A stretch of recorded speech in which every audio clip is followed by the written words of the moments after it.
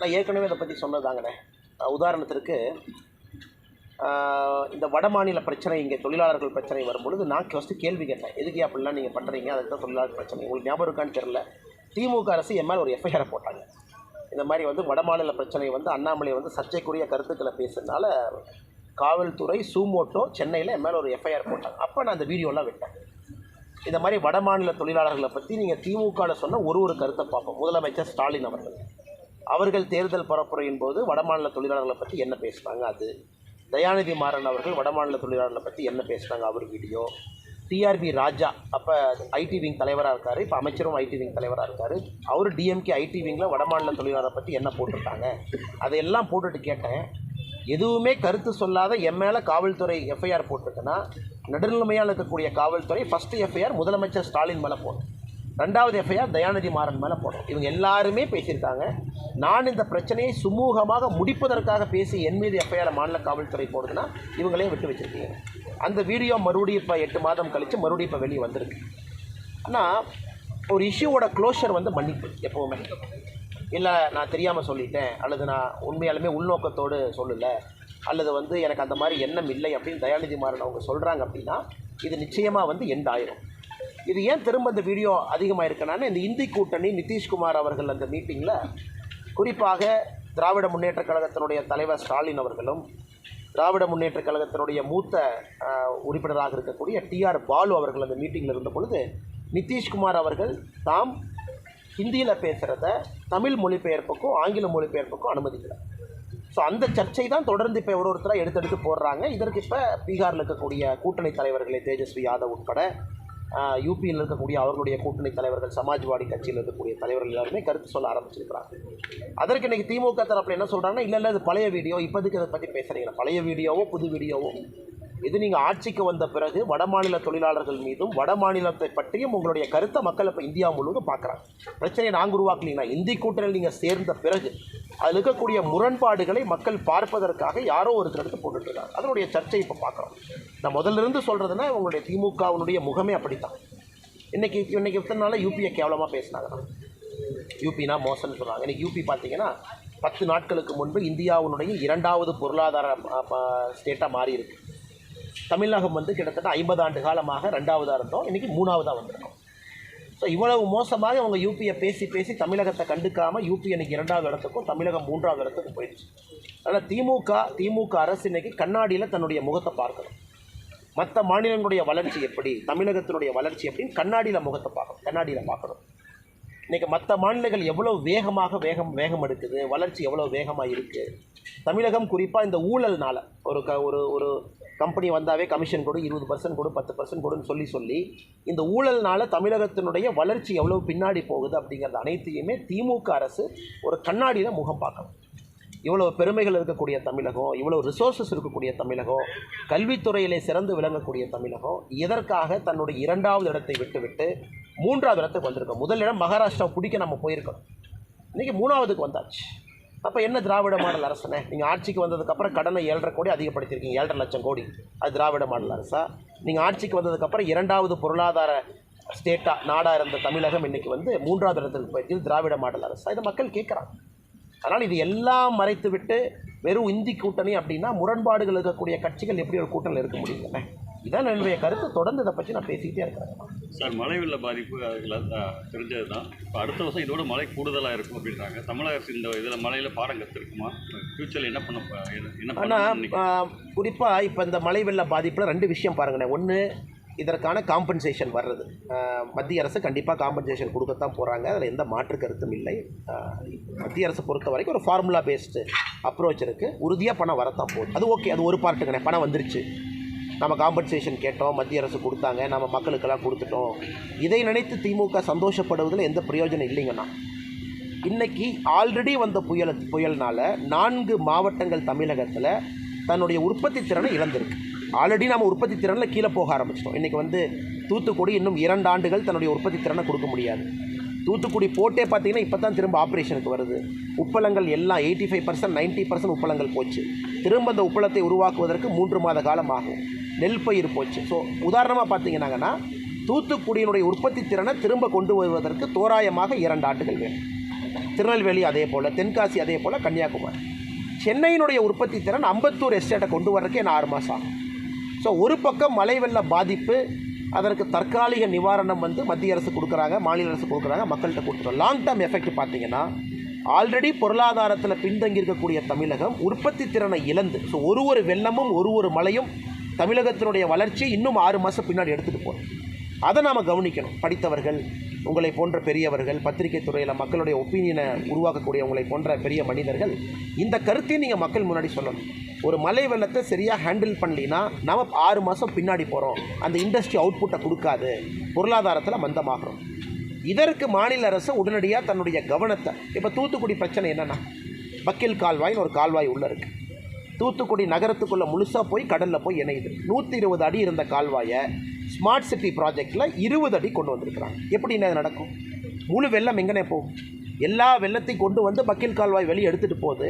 120 அடி smart city ப்ராஜெக்டில் 20 அடி. ஸ்மார்ட் சிட்டிக்கு பணம் கொடுக்கறது மத்திய அரசு, ப்ராஜெக்ட் மாநில அரசு தானே, பிளானே உங்களுக்கு தானே. இப்போ 20 அடி குறுக்கி வச்சா வர்ற தண்ணி என்னென்ன போகும்? அப்படியே கொப்பளிச்சு வெளியே போகுது. சென்னையெல்லாம் பேசவே வேண்டாம், நீங்கள் நிறையா பேசிட்டீங்க அதை பற்றி. ஒரு குளத்துலையும் கொண்டு போய், ஏரியிலையும் கொண்டு போய் வீட்டை கட்டி, இண்டஸ்ட்ரியல் பார்க்கை கட்டி, சாஃப்ட்வேர் பார்க்கை கட்டி எல்லாத்தையும் மாற்றி வச்சுருக்கிறோம்.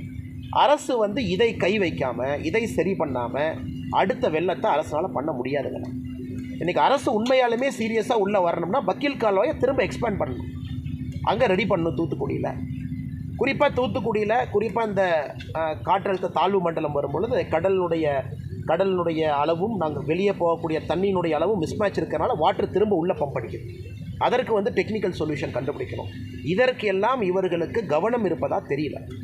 இவங்க வெள்ளம் வந்தோடனே அடுத்த வெள்ளத்தை எப்படி தடுப்பது என்பதை விட்டுவிட்டு மத்திய அரசை எப்படி குறை சொல்லுவதுன்னு காலையிலேருந்து நைட்டு வரைக்கும் நீங்கள் யோசிச்சிங்கன்னா எப்படி அடுத்த வெள்ளத்தை தயாரிக்க போகிறீங்க? இன்னும் கிடைச்ச வெள்ளத்திலே படிப்பனை இல்லை. சென்னை வெள்ளம் கிட்டத்தட்ட 2 மாதம் 1.5 மாதம் முடிஞ்சது. தூத்துக்குடி கிட்டத்தட்ட 10 நாள் முடிஞ்சது. இன்றைக்கி மாநில அரசுக்கிட்ட படிப்பனை இல்லையாங்கன்னா இன்றைக்கும் எப்படி இந்த பிளேமை மத்திய அரசு மேலே போடலாம், எப்படி இவங்க மேலே போடலாம், நாம் எப்படி இருந்து தப்பிக்கலான்னு யோசனை இருந்தால் அடுத்த வெள்ளத்தையும் இவர்கள் தடுக்க போவது கிடையாதுங்க. மத்திய நிதியமைச்சர் நிர்மலா சீதாராமன் அவர்கள் தன்னை பிரதமராக நினைச்சிட்டு பேசுகிறாருன்னு சொல்லி திருமாவளவன் குற்றம் சாட்டியிருக்காரு. தமிழக மக்களை வந்து காயப்படுத்தியிருக்காரு அப்படின்ற மாதிரி சொல்லியிருக்காரு. தமிழக மக்களை நிர்மலா சீதாராமன் அவங்க ஏன் காயப்படுத்தினாங்க? அவங்க இதே ஊருக்காரங்க, இங்கேயே படித்தவங்க, அந்த மண்ணிலிருந்து பேசிகிட்டு இருக்கோம், இங்கேயே வளர்ந்தவங்க, நம்முடைய தமிழ் பெண்மணி இன்றைக்கி வந்து நிதி அமைச்சராக இருக்கிறாங்க. இவங்க ஒரு விஷயம் புரிஞ்சுக்கணுங்கன்னா, மாநில அரசு மத்திய அரசுக்கு 12ஆம் தேதி 13ஆம் தேதி அல்லது அட்வான்ஸ் வார்னிங் வந்த நாளோ, 18ஆம் தேதி 19ஆம் தேதி ஹெவி ரெயின்ஃபால் வந்த நேரமோ மாநில அரசிலிருந்து அதிகாரப்பூர்வமாக என்னென்ன உங்களுக்கு பத்திரிகை மேலே போவோம் என்ன பத்திரிக்கை தான் நம்மள அண்ணே 18ஆம் தேதி 19ஆம் தேதி மழை வந்த நாளோ முன் அறிவிப்பு கொடுத்த நாட்கள்லையோ 12-13 மாநில அரசு டெல்லிக்கு ஃபோன் பண்ணி எங்களுக்கு வந்து அட்வான்ஸாக கொடுங்க, எங்களுக்கு வந்து இதை பண்ணுங்க. நிர்மலா சீதாராமன் மேடம் அவர்களே வாலண்டரியாக, நீங்கள் பாருங்கள் எந்த அளவுக்கு தமிழ்நாட்டுக்கு வேலை பார்த்துருக்காங்க. திருமாவளவனை புரிஞ்சுக்கணும். வாலண்டரியாக ஹோம் மினிஸ்டர் அமித்ஷாஜியை போய் பார்த்து, இங்கிருந்து யாருமே கடிதம் எழுதாமல், சீஃப் செக்ரட்டரி கடிதம் எழுதாமல், இந்த மாதிரி தூத்துக்குடியில் பிரச்சனை இருக்குதுன்னு அவர்கள் போராடி ஹோம் மினிஸ்டர் கவனத்துக்கு எடுத்துகிட்டு போய் 5 ஹெலிகாப்டர், அதுக்கப்புறம் உங்களுக்கு தெரியணும் ட்ரோனியர் ஏர்க்ராஃப்ட்ஸ் எல்லாம் கொண்டு வந்தாங்க. அதை அவங்களுடைய முகநூல் பதிவாகவும் போட்டிருக்காங்க. ஐ ரஷ்டு, நான் என்ட்ரு பண்ணி என்டிஏ மேலே சண்டை போட்டு அதை வேகமாக கொடுங்கன்னு நான் சொன்னேன். ஏன்னா மாநில அரசுலேருந்து ஒரு பிக்சர் கூட கிடைக்கல. டெல்லிக்கு ஒரு பிக்சர் அவங்க கொடுக்கல, இவங்க ஒரு சித்திரம் வர கொடுக்கணும். அன்னை மலை இவ்வளோ வந்திருக்கு, தூத்துக்குடி இவ்வளோ பிரச்சனை இருக்குது. ஸோ அந்த நிர்மலா சீதாராமன் அவர்களை எப்படி இவங்க தப்பாக சொல்ல முடியல? அவங்க வாலண்டியராக வேலை பார்த்து இதை செஞ்சுருக்காங்க. நாங்கள் போய் பார்த்தோம், நானும் நம்முடைய அமைச்சர் முருகன் ஐயா அவர்களும் போய் நிர்மலா சீதாராமன் அவங்கள 1 மணி நேரம் பார்த்து ஃபோட்டோகிராஃபோடு எக்ஸ்பிளைன் பண்ணோம். குறிப்பாக இன்றைக்கி தூத்துக்குடியை பொறுத்தவரை நெல் வயல் எப்படி இருக்குது, வாழை எவ்வளோ விழுந்திருக்கு, உப்பளம் எவ்வளோ சேதம் அடைஞ்சிருக்கு, தூத்துக்குடிக்குள்ளே என்ன டேமேஜ், கவர்மெண்ட் ஹாஸ்பிட்டல் எந்த நிலமையில் இருக்குது, திருநெல்வேலி எப்படி இருக்குது, தாமிரபரணி வெளியே பொங்கி எடுத்து வந்தனால கரையில் இருக்கக்கூடிய பகுதிகள் எப்படி இருக்குது, எல்லாத்தையும் 1 மணி நேரம் கேட்டுக்கிட்டு அவங்க உடனடியாக அதை உள்துறை அமைச்சர் எடுத்துகிட்டு போனாங்க. அப்புறம் பிரைம் மினிஸ்டர் ஆஃபீஸில் ஒரு கோஆர்டினேஷன் மீட்டிங் நேற்று முன்தினம் நினைக்கிறேங்கண்ணா, தமிழ்நாடு அதிகாரிகளும் பிஎம்ஓ அதிகாரிகளும் ஒன்றாக இணைந்து ஒரு கோஆர்டினேஷன் மீட்டிங் போட்டாங்க. இது அனைத்தும் எப்படி நடக்குது? சும்மா நடக்குதா? இந்தி கூட்டணிக்கு போன ஸ்டாலின் அவர்கள் நேரம் இருக்கே போகிற போக்கில் பிரைம் மினிஸ்டரை பார்க்கலான்னு ஒருத்தர் பார்க்குறாரு. இங்கே தமிழ்நாட்டை சார்ந்த பெண்மணி நம்முடைய நாடு நன்றாக இருக்க வேண்டும் என்பதற்காக இவ்வளவு கொடுத்து இவ்வளவு பண்ணி இன்றைக்கி நாளைக்கு தூத்துக்குடிக்கு விசிட் வர்றாங்க. இன்றைக்கி இரவு வர்றாங்க சென்னைக்கு, நாளைக்கு தூத்துக்குடிக்கு வந்து கலெக்டர் ஆஃபீஸில் மீட்டிங் இந்த வெள்ளம் பாதிக்கப்பட்ட பகுதியில் பார்க்குறாங்க. அப்படி இருக்கும் பொழுது திருமாவளவன் அண்ணனுடைய கருத்து சரியான அண்ணங்கிட்டே கேட்குறாங்க. தமிழ்நாட்டிற்காக இவ்வளவு பாடுபடக்கூடிய ஒரு மந்திரி, அதில் வார்த்தை போர் என்ன வார்த்தை போர், உதயநிதி ஸ்டாலின் அவர்கள் சொன்ன வார்த்தை அது தவறுன்னு சொல்லி அவங்க சொன்னாங்க. அதுவும் அட்வைஸாக தான் சொன்னாங்க. நல்லா அந்த ப்ரெஸ் மீட்டை பாருங்கள். அரசியலே நீங்கள் மேலே செல்ல விரும்புகிறீங்க, இன்னும் பெரிய பொறுப்புகளுக்கு வரணும், மக்கள் சேவை பண்ணணும்னா நீங்கள் பேசின வார்த்தை சரியான்னு தான் கேட்டாங்க. குற்றம் கண்டுபிடிக்க வேண்டும் என்று தமிழகத்தில் திமுக காரங்களும் கூட்டணி கட்சிக்காரங்களும் இப்படி ஆரம்பித்தாங்கன்னா என்னென்ன பண்ணுறது? அவர்கள் சொன்னது ஒரு மாநிலத்தினுடைய பொறுப்பில் இருக்கிறீங்க, முதலமைச்சருடைய மகனாக வேறு இருக்கிறீங்க. இன்றைக்கி நீங்கள் இது போன்ற ஒரு வார்த்தையை பயன்படுத்தி கேட்பது முறையா? முதலமைச்சர் போகிறதுக்கு முன்னாடி முதலமைச்சர் 21ஆம் தேதி போனாங்க தூத்துக்குடி, 20ஆம் தேதியே இன்டர் மினிஸ்ட்ரியல் டீம் அங்கே போயிட்டாங்க. முதலமைச்சருக்கு முன்னாடியே மத்திய அரசு டீம் அங்கே இருக்காங்க. ஸோ அதனால் எந்த ஆதாரத்தில் வந்து திமுக காரங்க பேசுகிறாங்கன்னா, முதல்ல ரெஸ்கியூ எஃபர்ட் கொடுத்தது மத்திய அரசு, இன்டர் மினிஸ்ட்ரியல் டீம் அமைச்சது மத்திய அரசு. நேற்று பிரதமர் அவர்கள் நம்முடைய மாண்புமிகு முதலமைச்சர் மு க ஸ்டாலின் ஐயா அவருக்கு ஃபோன் பண்ணி மு க ஸ்டாலின் ஐயா முகநூல் பதிவு போட்டிருக்காங்க. எல்லாத்தையும் விசாரிச்சுட்டு என்னென்ன உதவி வேணும்னு கேட்டுட்டு உடனடியாக நான் நிர்மலா சீதாராமன் அவங்களை அனுப்பி வைக்கிறேன்னு நான் சொல்லியிருக்காங்க. இது எல்லாம் ஒரு பக்கம் என்ன நிறைய உதாரணம் கொடுக்கலாம். நான் இப்போ இன்றைக்கி சாயந்தரம் ஒரு முகநூல் பதிவு போடுறேங்கன்னா, பிஜேபி ஆளுகின்ற மாநிலங்களுக்கு மத்திய அரசு வந்த பிறகு புயலுக்கு எவ்வளோ கொடுத்துருக்கோம், பிஜேபி ஆளாத மாநிலங்களுக்கு மத்திய அரசு வந்த பிறகு எவ்வளோ கொடுத்துருக்கோம், அந்த டேட்டாவை நீங்கள் கம்பேர் பண்ணால் தெரிஞ்சிடும் எவ்வளோ கொடுத்துருக்கோம். வரும்போது ஃப்ளைட்டில் ஒருத்தர் சொன்னார், நம்மளும் ஜோக்கு மாதிரி சொன்னார், திமுக காரங்கிட்ட கேட்டாங்களாமா எதுக்கு நான் நீங்கள் ஆட்சி பண்ணுறீங்கன்னு. திமுக காரங்க சொன்னாங்களாமா நாங்கள் ஆட்சி பண்ணுறது பிஜேபியிலிருந்து நிதி வாங்கி கொடுக்கணும். அதுக்கு அவர் சொன்னார், அவன் எதுக்கு நான் நிதி வாங்கி கொடுக்கணும், நீங்களே டேரெக்டாக நிதி வாங்கி கொடுத்துருங்க, பிஜேபி ஆட்சிக்கு வந்துடுங்க. இப்போ தமிழக மக்கள் அதான் பேசுகிறாங்க. திமுக காரங்க சொல்கிறது எல்லாமே நாங்கள் எங்களால் தான் பிஜேபி நிதி கொடுக்குதுன்னா அதுக்கு மக்கள் பேச ஆரம்பிச்சிட்டாங்க. அதுக்கு பேசாமல் பிஜேபி கவர்மெண்ட்டை கொண்டு வந்து தான் டேரெக்டாக அவங்களே நிதி வாங்கி கொடுத்துருவாங்க. நிதி வாங்கி கொடுக்குறதுக்கு திமுக அரசு வேண்டுமா? அதனால் இவர்களுடைய ஆர்கியூமெண்ட்டை மக்கள் பார்த்து சிரித்து கொண்டிருக்கின்றார்கள். இன்னுமே வேகம் காட்டாமல், பாய்ச்சல் காட்டாமல், தத்தளிக்கக்கூடிய மக்களுக்கு ஆறுதலாக இல்லாமல் இவர்கள் செய்வது அனைத்துமே மத்திய அரசின் மீது பழி சுமத்தி தேவையில்லாத வாய்ச்சண்டைக்கும் பொம்பு சண்டைக்கும் இருக்காங்க. மோடி வந்து பார்க்கலன்னு சொல்லி குற்றச்சாட்டு இருக்கிறாங்க. மற்றவங்க எல்லாம் வந்து பார்க்குறாங்க, பிரதமர் வந்து ஒரு ஹெலிகாப்டர்லனாச்சும் வந்து பார்க்கலாமே அப்படின்னு கேட்கல. நீங்கள் ஒரு விஷயம் புரிஞ்சுக்கல. ஆனால் பிரதமரை பொறுத்தவரை பிரதமருடைய வேலை என்னென்னா ஒரு சிச்சுவேஷனை அசஸ் பண்ணுறது, அதை பொறுத்து பிரதமர் முடிவெடுக்கிறது.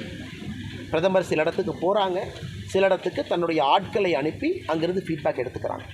உதாரணத்துக்கு சென்னையை பொறுத்தவரை ராஜ்நாத் சிங்ஜி அவர்கள் பாஜகவிலேயே மூத்த தலைவர், முன்னாள் தேசிய தலைவராக இருந்தாங்க, டிஃபென்ஸு, ஹோம் அஃபேர்ஸ் எல்லா பொறுப்புலையும் இருந்துக்கிட்டு இருக்காங்க. அதுபோன்ற மூத்த தலைவரை 24 மணி நேரத்தில் இங்கே அனுப்பி பார்க்குறாங்க. இன்றைக்கி நிதி வெளியிடக்கூடிய பொறுப்பில் இருக்கக்கூடிய நிர்மலா சீதாராமன் அவர்கள் இங்கே தான் நம்ம சுற்றி வந்தாலும் ஃபைனலாக நிதி வெளியிடக்கூடிய பொறுப்பு நிதி அமைச்சருக்கு இருக்குது. இன்றைக்கி நிர்மலா சீதாராமன் மேடம் அனுப்பி வைக்கிறாங்க. நம்முடைய முதலமைச்சர் டைம் கேட்ட உடனே நைட்டு 10:30 மணிக்கு டைம் கொடுக்குறாங்க. 10:30 மணிக்கு ஒரு பிரதமர் முதலமைச்சர் டைம் கொடுக்குறாங்க, ஃபோனில் பேசுகிறாங்க. அதனால் பிரதமரை பொறுத்தவரை அவர் என்ன வேலை செய்ய வேண்டுமோ அந்த வேலையை செய்கிறார்கள். பிரதமர் வந்து என்ன வேலையை செய்யணுமோ கம்ப்ளீட்டாக எடுத்துக்கிறாரு. பிரைம் மினிஸ்டர் ஆஃபீஸில் நேற்று கோஆர்டினேஷன் மீட்டிங் நடந்திருக்கு. முன்தினம் தமிழகத்திலிருந்து அதிகாரிகள் அதை அட்டன் பண்ணியிருக்கிறாங்க. இதை விட ஒரு பிரதமர் என்ன செய்ய முடியுங்கன்னா கோபேக் மோடின்னு சொல்லிட்டு ட்ரெண்டிங் ஆகிட்டு இருக்கு இப்போ சமூக வலைத்தளத்தில் பார்த்தீங்கன்னா. எப்பவுமே என்னென்ன நீங்கள் பாருங்கள், வணக்கம் மோடிங்கிறது எவ்வளோ ட்ரெண்ட் ஆகும்னா, இந்த கோபேக் மோடின்னு என்ன போடுறாங்களோ அதை விட 250 டைம் ஆகும். நீங்கள் குறித்து வச்சுக்கணும். அதுதான் எல்லா டைம் பண்ணுறோம். 16 லட்சம் 14 லட்சம் பேர் வணக்கம் மோடிமாங்க. இந்த டிஎம்கேக்காரன் பாட்டை வச்சு ஒரு 4000 8000 10,000 தூக்கிட்டு வருவாங்க இந்த கோபேக் மோடி. இது வந்து 2019 2017 இதான் உங்களுக்கு வேலை. டிஎம்கேனுடைய ஐடி விங்கு, அன்னைக்கு இருந்த எதிர்க்கட்சி தலைவர் ஸ்டாலின் அவருடைய ஐடியில், கனிமொழி கருணாநிதி அவங்க ஐடியில் இந்தியாவில் யாருமே பண்ணாத கேவலமான அரசியல் அவங்களாம் பண்ண ஆரம்பித்தாங்க. இன்றைக்கி இதே பிஜேபிக்காரங்க முதலமைச்சர் அவர்கள் சென்னை விட்டு எங்கே போய் வெளியே போனாலும் கோபேக் ஸ்டாலின் ட்ரெண்ட் பண்ண எங்களுக்கு தெரியும். இந்த முதலமைச்சர் அவருடைய சொந்த மாநிலத்தில், அவர் முதலமைச்சராக இருக்கக்கூடிய மாநிலத்தில் எந்த ஊருக்கு போனாலும் கோபேக் ஸ்டாலின் நாங்கள் பண்ணுவோம். பொறுப்புக்கு மரியாதை கொடுக்குறோம், அவ்வளோ. அவர் தூத்துக்குடிக்கு போனாலும் டிஎம்கே காரங்களோட 10 மடங்கு எங்களுக்கு இருக்கும். கோயம்புத்தூருக்கு வந்தாலும் கோபேக் ஸ்டாலின் இருக்குது. சென்னையிலேயே கோபேக் ஸ்டாலின் எங்களுக்கு பண்ண தெரியும், பண்ண போகிறது. ஏன்னா அந்த கட்சி ஒரு மாண்பு இருக்கக்கூடிய டிக்னிஃபைடு பொலிட்டிக்கல் பார்ட்டி. முதலமைச்சருக்கு மரியாதை கொடுப்பது அந்த சேருக்கு. அதனால் பிரதமர் வரும்பொழுது வணக்கம் மோடி. இன்னும் எங்கள் பசங்க ஆரம்பிக்கல, யாரையும் ஆரம்பிக்க வேண்டாம்னு சொல்லியிருக்கேன்.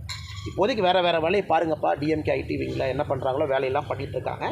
நீங்கள் எந்த வேலையும் செய்யக்கூடாது, பண்ணுறவும் பண்ணணும். நம்மளுடைய ரியாக்ஷன் எல்லாமே பிரதமர் தமிழகத்திற்கு வர்றாங்கன்னா தமிழக மக்கள் வணக்கம் மோடின்னு சொல்லணும். ஆனால் இதே நான் சேலஞ்சாக சொல்கிறேன். ஒருவேளை டிஎம்கே ஐடிவே எங்கிட்ட சேலஞ்சு வரட்டும், டிஆர்பி ராஜா எங்கிட்ட சேலஞ்ச் பண்ணட்டும். இதே முதலமைச்சர் இதே தமிழ்நாட்டுக்குள்ளே அவர் இடத்த பிக் பண்ணட்டும். கோபேக் ஸ்டாலின் நான் பண்ணிக்காரேன், டிஎம்கே ஐடி வாங்குற 1000 மடங்கு பண்ணிக்காரேன். சேலஞ்சுக்கு டிஆர்பி ராஜா ஓகேவான்னு கேளு. அதனால் எங்களுடைய முதலமைச்சரை எங்கள் மாநிலத்தில் அசிங்கப்படுத்த நாங்கள் விரும்பலை. நான் சேலஞ்சாகவே சொல்கிறேன். ஓப்பனாக டிஆர்பி ராஜாவை கேளுங்க. ஐடி விங்கில் ட்விட்டர்லாம் எங்களுக்கு நாங்கள்லாம் கம்பு சுற்றுற ஆளு எல்லாமே எங்களுக்கு. அதனால் ட்விட்டரை பற்றி டிஎம்கேக்காரன் எங்களுக்கு பாடம் எடுத்து வேண்டாம். அது எப்படி, அது பாட் எப்படி வேலை செய்யும், சர்வர் ஸ்பேஸ் என்ன, அதனுடைய என்ன எல்லாம் தெரியும். நம்ம பசங்க எல்லாம் பக்காவாக டீமில் இருக்காங்க. ஆனால் எங்களுடைய முதலமைச்சரை எங்கள் மாநிலத்திலே கேவலப்படுத்த வேண்டாம் என்று நினைக்கின்றோம். அதை டிஎம்கே ஐடிவிங்க எவ்வளோ வேகமாக புரிஞ்சுக்கிறாங்களோ அவ்வளோ வேகமாக நல்லது. சார், அந்த நாடாளுமன்ற தேர்தல் தொடர்பாக தமிழோட பாஜகவோட பணிகள் எப்படி இருக்குது? எத்தனை ஆனால் நல்லா போயிட்டுருக்கு. தொகுதி பொறுப்பாளர்கள், சட்டமன்ற பொறுப்பாளர்கள், மூத்த தலைவர்கள்லாம் களத்தில் இருக்கிறாங்க. இன்றைக்கி நம்முடைய யாத்திரை இந்த மாதம் பார்த்திங்கன்னா அதிகமாக ஒத்தி வச்சிட்டோம். சென்னை வெள்ளத்திற்காக, தென் தமிழ்நாடு வெள்ளத்திற்காக எங்களுக்கு யாத்திரை முடிக்க வேண்டிய கட்டாயம், வேகமாக முடிக்கணும் பாராளுமன்ற தேர்தலுக்கு முன்பு. அதனால் மறுபடியும் இன்னையிலேருந்து யாத்திரை பாபநாசம் கும்பகோணத்தில் ஆரம்பிக்கிறோன்னா யாத்திரை வேலையும் நல்லா போயிட்டுருக்கு, அரசியல் வேலையும் நல்லா போயிட்டுருக்கு, களப்பணி போயிட்டுருக்கு, ஆர்கனைசேஷன் ஒர்க் நல்லா போயிட்டுருக்குன்னா உறுதியாக இந்த முறை ஒரு பெரிய ஒரு ரிசல்ட்டு மக்களுடைய ஆதரவோடு தமிழக பாரதிய ஜனதா கட்சி கொடுத்தாங்க. ஆனால் தமிழகத்தில் பாஜக ஆட்சிக்கு வந்தால் திருச்சியை வந்து இப்போ நிர்வாக காரணங்களுக்காக சென்னையில் பயங்கர பார்த்துட்டு இருக்கு. இப்போ திருச்சியை வந்து நீங்கள் 2வது தலைநகரமாக அறிவிப்பீங்களா? ஆனால் அதுக்கான நேரமும் காலம் வரும்போது பேசுவாங்கண்ணா. ஏன்னா ஒரு மாநிலத்தினுடைய மையப்பகுதியில் ஒரு ஊர் இருந்தாவே அதுக்கு ஒரு சரித்திர சிறப்பு. அதனால தான் மிகப்பெரிய சாம்ராஜ்யங்கள் எல்லாமே திருச்சியை சுற்றி வந்தாங்க. 2 பேரரசுடைய பார்டரே எங்கள் பக்கத்தில் தான் இருந்துச்சு. திருச்சி கரூருக்கு இடையில தான் அந்த மதில் சுவரே இருந்ததுங்க. இது ஸ்ட்ராட்டஜிக்காக வந்து பார்த்தீங்கன்னா திருச்சிக்கு ஒரு மிகப்பெரிய அட்வான்டேஜ் இருக்குது. நேரமும் காலம் வரும்பொழுது பேசுவாங்க.